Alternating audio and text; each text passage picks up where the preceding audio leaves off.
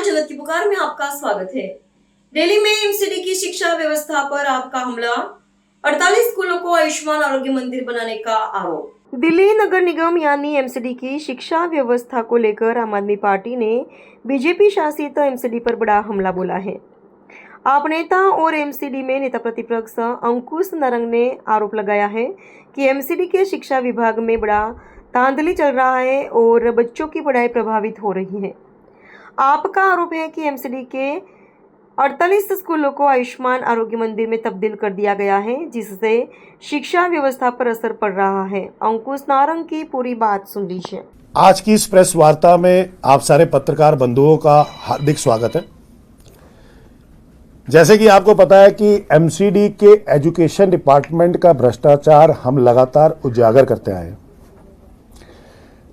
अब एमसीडी के education department ने एक नए धांधलेबाजी शुरू करी है। हाल फिलहाल के कुछ ऑर्डर्स की कॉपी दिखा रहा हूं मैं आपको।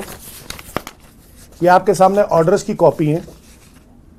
इन ऑर्डर के अंदर इन्होंने ये एमसीडी स्कूलों को आयुष्मान आरोग्य मंदिर के अंदर तब्दील कर दिया गया है। 48 ऐसे एमसीडी के स्कूल हैं जो इन्होंने आयुष्मान आरोग्य मंदिर को दे दिए गए हैं। हमें उम्मीद थी कि भाजपा की 4 इंजन की सरकार आएगी, एमसीडी के अंदर शिक्षा का स्तर अच्छा होगा, शिक्षा पहले से बेहतर मिलेगी बच्चों को, क्योंकि प्राइमरी एजुकेशन एमसीडी देती है।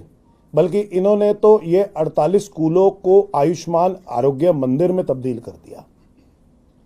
और ये सीधा सीधा जो डायरेक्टर एजुकेशन है वो एनओसी देते हैं।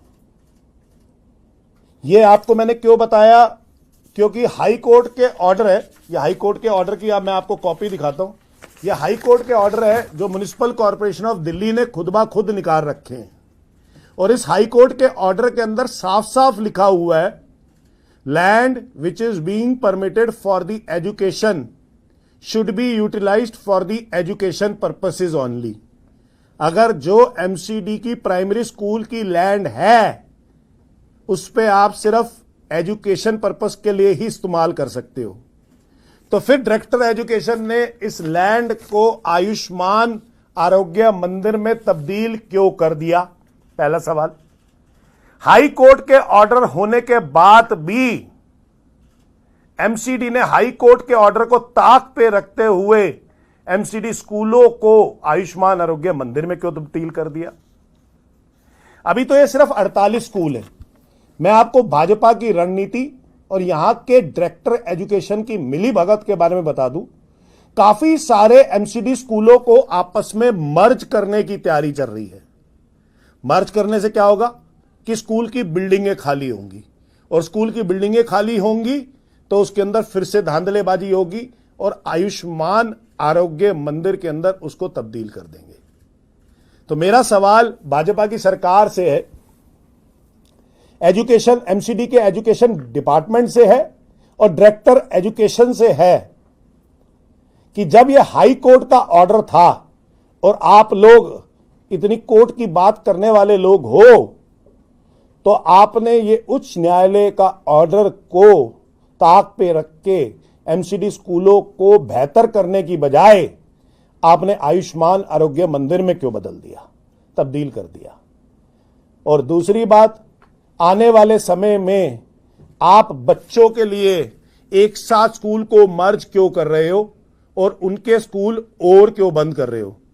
तो हमारे दिल्ली के जितने भी गरीब बच्चे हैं जो एमसीडी स्कूल के ऊपर निर्भर हैं, मुझे लगता है आपको उनकी एडमिशन पे ज्यादा ध्यान देना चाहिए, ना कि एमसीडी स्कूलों को बंद करके वहां पे कुछ और बना देना चाहिए। धन्यवाद।